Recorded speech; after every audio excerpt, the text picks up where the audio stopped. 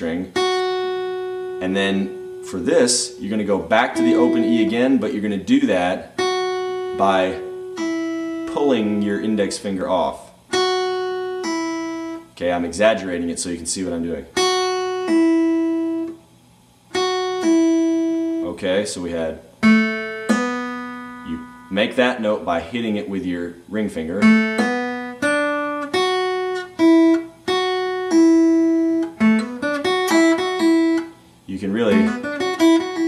You can really actually do a pull off on both of those high E's. So okay, so you just repeat this and you're just pulling your index finger off. Okay, so you pick the second fret and you pull off to the open string.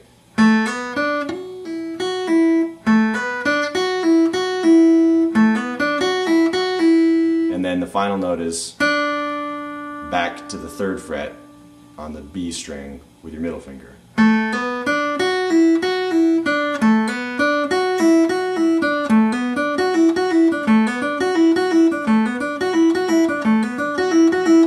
Okay?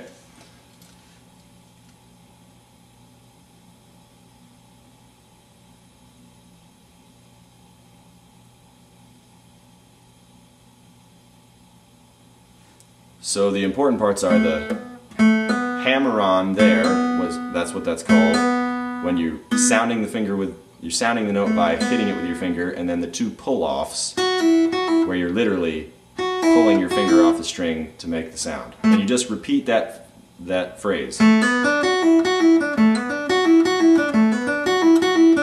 until the very end of it, and then you play, while you're still on this fret here, the last part, you're going to take your ring finger, go to the third fret of the high E string,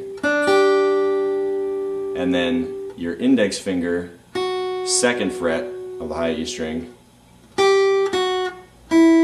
high string open, and then back to this third fret on the B string. So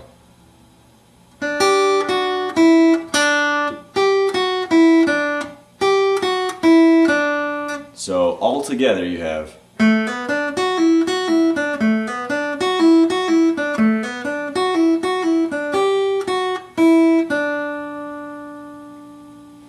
now the tricky part, if that's not tricky enough, the tricky part is adding the bass notes underneath that.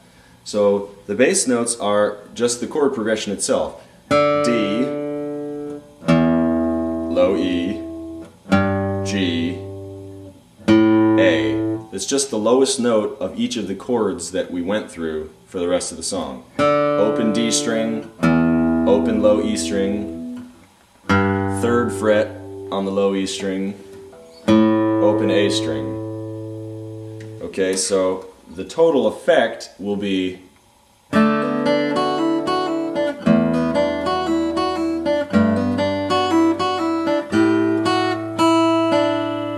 okay. So what I do, you can do this different ways, whatever works the best for you, and whatever is the easiest and most efficient for you. But the way I do it is, I pick the first part, okay? I pick the lowest note. In fact, I pick every note.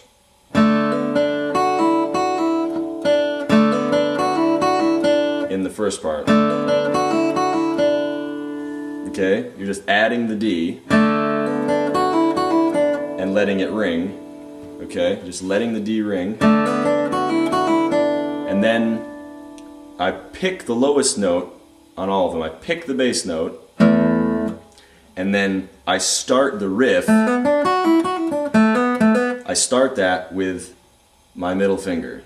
Okay, so I pick the bass note and I start the riff at the same time with my middle finger. And then I bring my pick back up. Okay, so picking the lowest note, starting the riff with my middle finger, and then finishing the riff with my pick. And the same thing for the next one.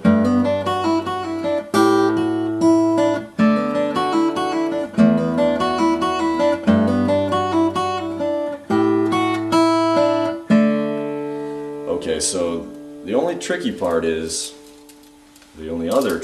is, with your left hand, the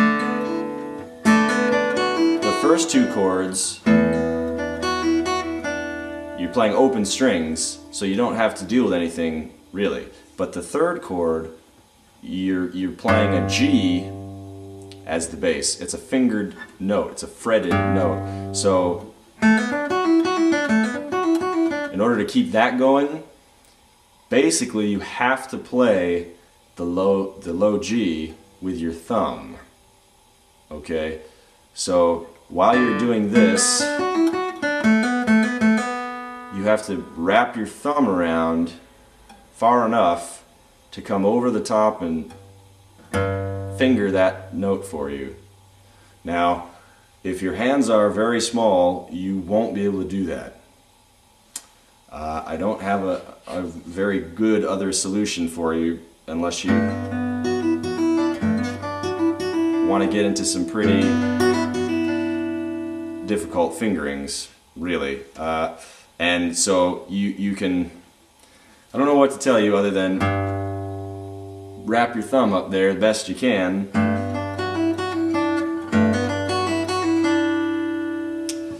And so you're going to play that with your thumb and then keep doing everything else the way you've been doing it. So